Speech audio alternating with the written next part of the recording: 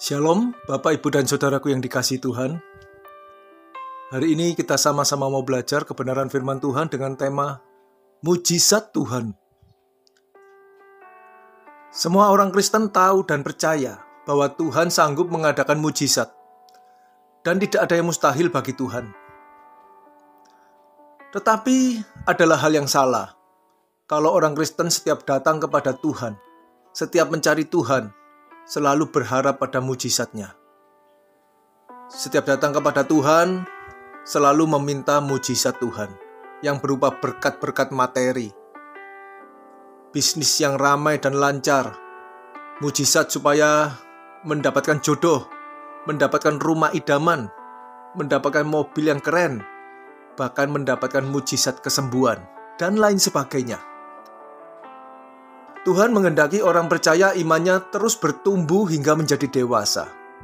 Dari iman yang masih kanak-kanak yang memerlukan susu, yang datang pada Tuhan selalu mencari mujizat Tuhan untuk belajar dan terus bertumbuh sampai memiliki iman yang dewasa, yang tidak berfokus mencari dan meminta berkat atau mujizat kepada Tuhan, melainkan memberi hidupnya untuk mengabdi, melayani Tuhan, dan melayani sesamanya bagi kemuliaan Tuhan. Di dalam kehidupan sehari-hari,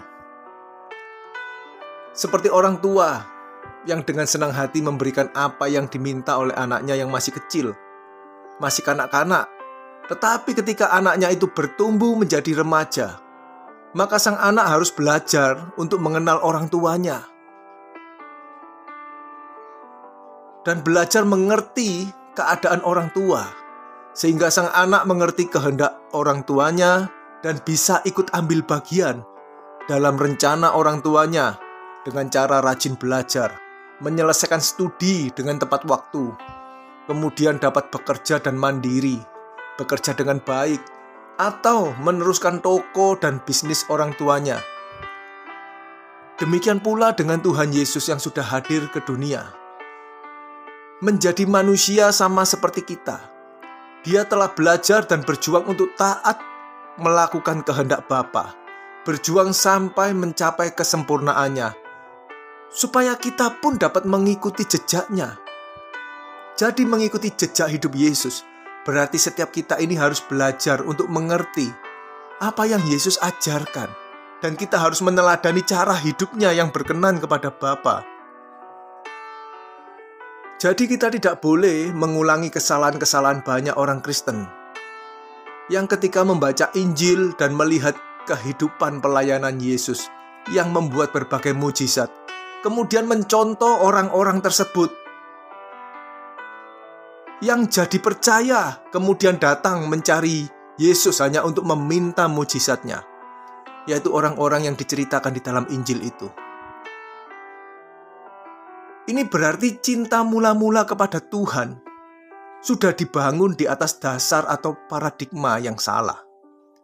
Dan karena kesalahan paradigma ini, banyak orang yang akhirnya kecewa dan tidak kunjung menjadi kecewa karena tidak kunjung mendapat mujizat seperti yang diinginkannya. Setelah sekian lama datang ke gereja, memberikan persembahan, berdoa, dan berpuasa, tetapi tidak ada mujizat. Pada akhirnya banyak yang kecewa dan menjadi suam-suam kuku.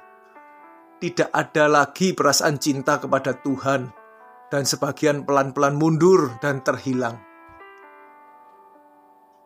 Pernahkah kita berpikir bagaimanakah perasaan Tuhan ketika orang-orang yang mengaku percaya datang kepadanya hanya untuk mencari mujizat Tuhan? Mari kita mencermati perkataan Tuhan Yesus berikut ini. Kita baca di Yohanes pasal 6, ayat 14-15, kemudian dilanjut ayat 24-26. Yang berbunyi demikian, ayat 14. Ketika orang-orang itu melihat mujizat yang telah diadakannya, mereka berkata, "Dia ini adalah benar-benar nabi yang akan datang ke dalam dunia."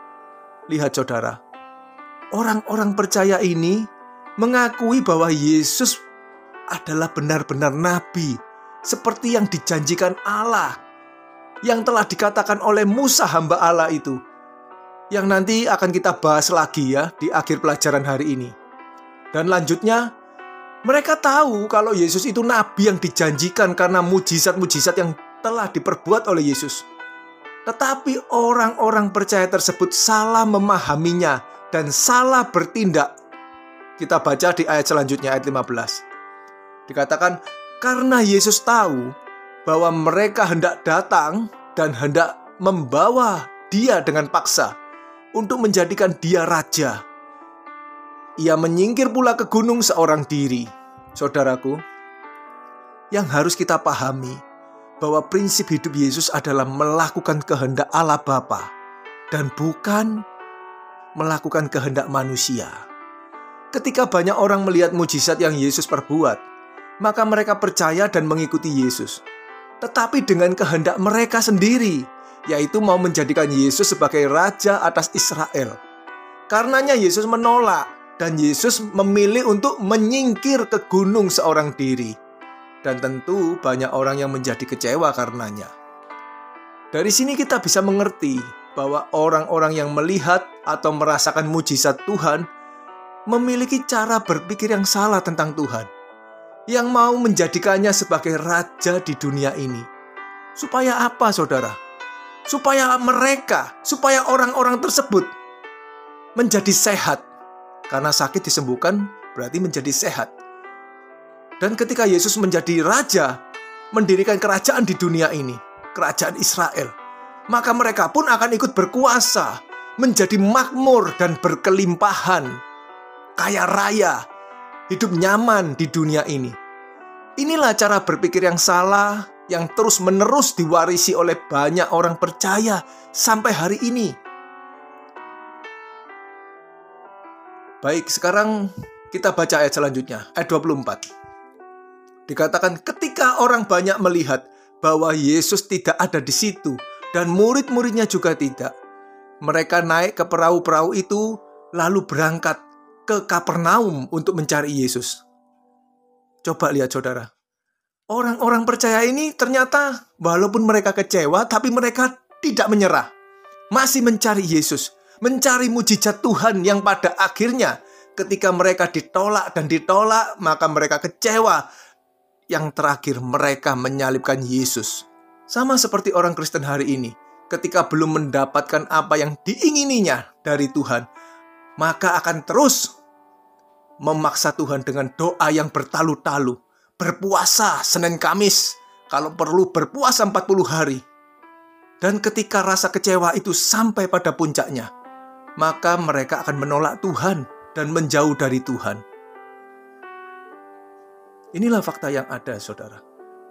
Baik, kita baca selanjutnya, ayat 25. Ketika orang banyak menemukan Yesus di seberang laut itu, mereka berkata kepadanya, "Rabi, bila mana engkau tiba di sini?" Ini dengan kata lain, "Guru, kapan engkau datang ke sini?" Ayat 26-nya, Yesus menjawab mereka, "Aku berkata kepadamu, sesungguhnya kamu mencari aku, bukan karena kamu telah melihat tanda-tanda, melainkan karena kamu telah makan roti itu dan kamu kenyang." Saudaraku, orang-orang tersebut memanggil Yesus dengan sebutan Rabi atau Guru, tetapi bukan berniat untuk belajar memahami apa yang diajarkan Yesus. Mencari Yesus dan memanggil Yesus sebagai Guru bukan untuk belajar. Sama seperti kebanyakan orang Kristen hari ini. Mencari Yesus adalah untuk mencari dan berharap pada mujizatnya. Tetapi apa jawab Yesus? "Sesungguhnya kamu mencari aku bukan karena kamu telah melihat tanda-tanda." Ya, Yesus telah memberi makan 5.000 orang laki-laki dengan 5 roti dan 2 ekor ikan. Itulah tanda-tanda atau mujizat. Ya, mujizat itu tanda-tanda yang dalam bahasa Yunani memakai kata semeion. Semeion yang berarti tanda atau arapana yang menunjuk pada si pembuat mujizat, yaitu Yesus sendiri.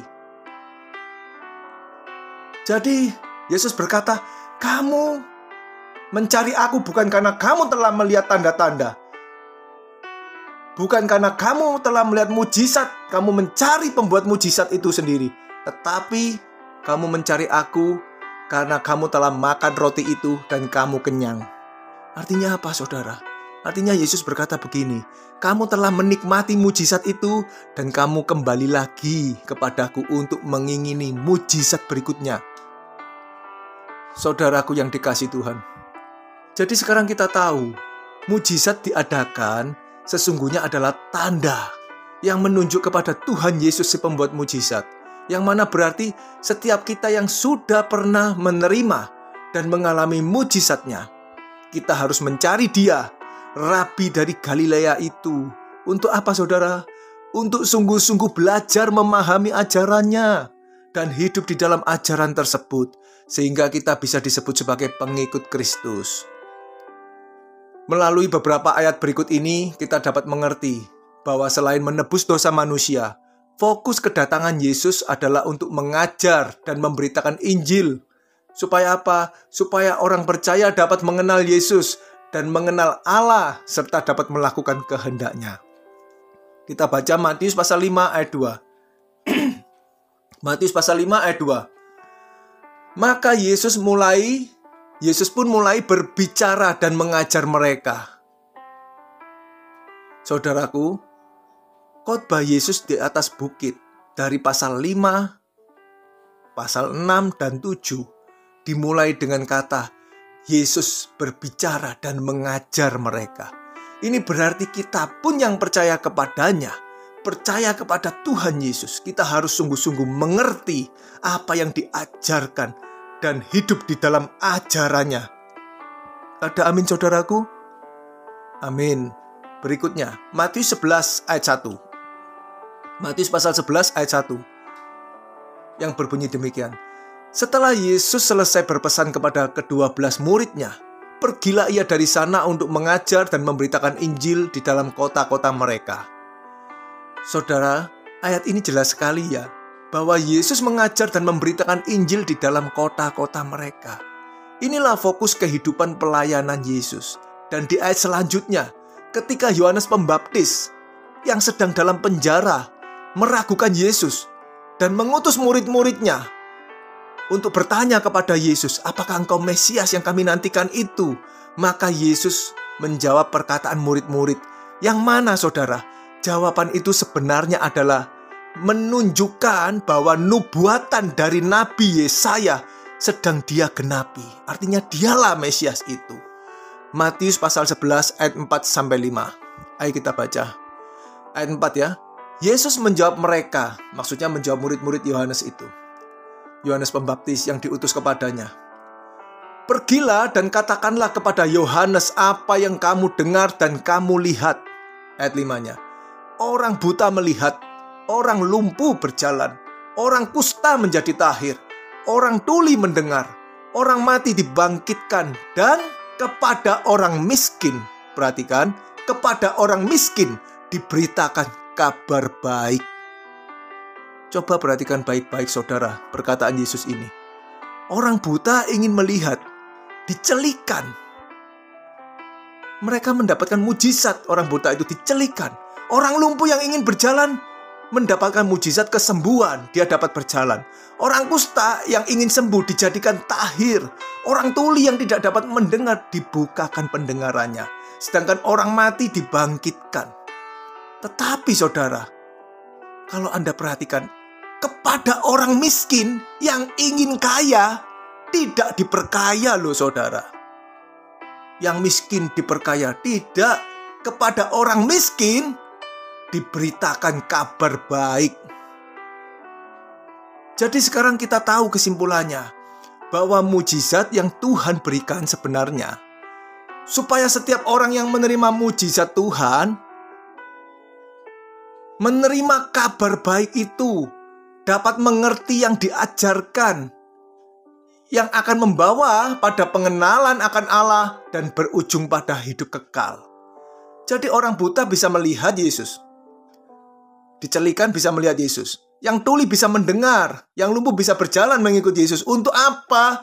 untuk belajar, untuk mendengarkan pengajaran Yesus, untuk menerima kabar baik itu, yang membuat mereka mengenal Allah dan mengerti kehendaknya yang berujung pada hidup kekal itu. Karenanya Yesus Kristus sendiri berkata di Yohanes 17 ayat 3. Demikian perkataan Yesus. Inilah hidup yang kekal itu, yaitu bahwa mereka mengenal Engkau satu-satunya Allah yang benar dan mengenal Yesus Kristus yang telah Engkau utus. Saudaraku, kata mengenal di sini dari kata Yunani ginosko, yang berarti mengenal lewat hubungan yang berkesinambungan. Knowing by experience, mengenal lewat hubungan yang terus-menerus, pemahaman yang didapat lewat perjalanan hidup ini bersama dengan Tuhan. Jadi, hidup kekal akan kita miliki jika kita mengenal Allah dan mengenal Tuhan dengan benar. Lewat hubungan yang terus-menerus, lewat pembelajaran dan pemahaman yang dipraktekkan dalam setiap kondisi kehidupan yang ada, sehingga kita dapat mengerti apa yang baik dan yang berkenan kepada Allah dan yang sempurna itu. Saudaraku, ketika Petrus, murid Yesus, memberitakan firman kepada orang-orang Yahudi, Petrus berkata demikian. Di Kisah Rasul, Kisah Para Rasul pasal 3 ayat 22. Kisah Rasul 3 ayat 22, demikian bunyi firman Tuhan. Bukankah telah dikatakan Musa, Tuhan Allah akan membangkitkan bagimu seorang nabi dari antara saudara-saudaramu, sama seperti aku. Dengarkanlah dia dalam segala sesuatu yang akan dikatakannya kepadamu. Saudaraku, banyak orang percaya yang mengikuti Yesus, yang berkata bahwa Yesus adalah nabi. Tetapi mereka tidak mentaati seperti yang dikatakan Musa hamba Allah, yang berkata Tuhan Allah akan membangkitkan bagimu seorang nabi dari orang Israel sendiri. Karena itu dengarkanlah dia di dalam segala sesuatu yang dikatakan kepadamu. Banyak orang percaya waktu itu yang tadi di awal kita baca. Mereka yang melihat mujizat yang dilakukan oleh Yesus, mereka berkata, dia inilah nabi yang difirmankan atau yang dinubuatkan oleh Allah. Tetapi mereka tidak mau mendengarkan dia, tidak mau mendengarkan Yesus. Saudara, kata mendengar di sini memakai kata Yunani akuo, yang berarti dengarkan dengan penuh perhatian. Mendengarkan dengan penuh perhatian, mendengarkan untuk dipahami.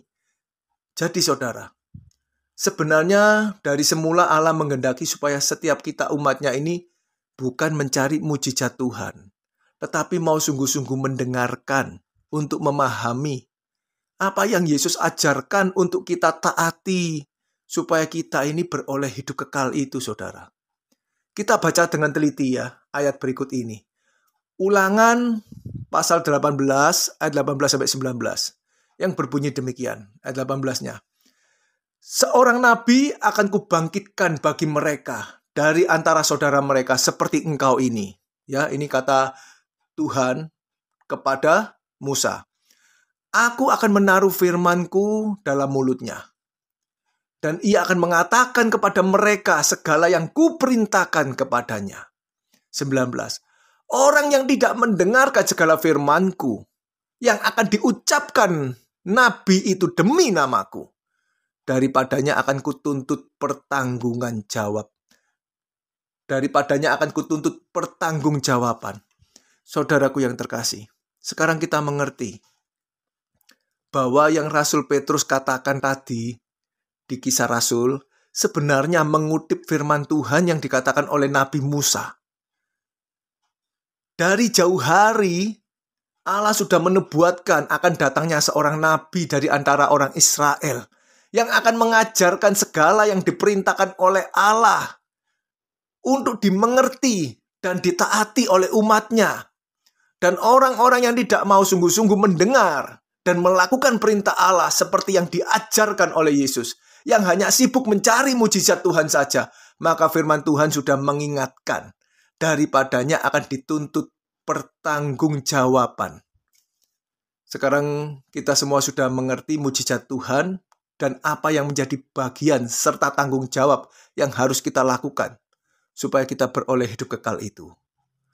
Mujizat Tuhan diberikan supaya orang yang menerima mujizat itu mencari Tuhan si pembuat mujizat dan mau mendengarkan dan memahami apa yang diajarkannya serta melakukan perintahnya supaya beroleh hidup yang kekal. Karena itu, teruslah berjuang dan tetaplah semangat. Amin. Tuhan Yesus memberkati kita semua.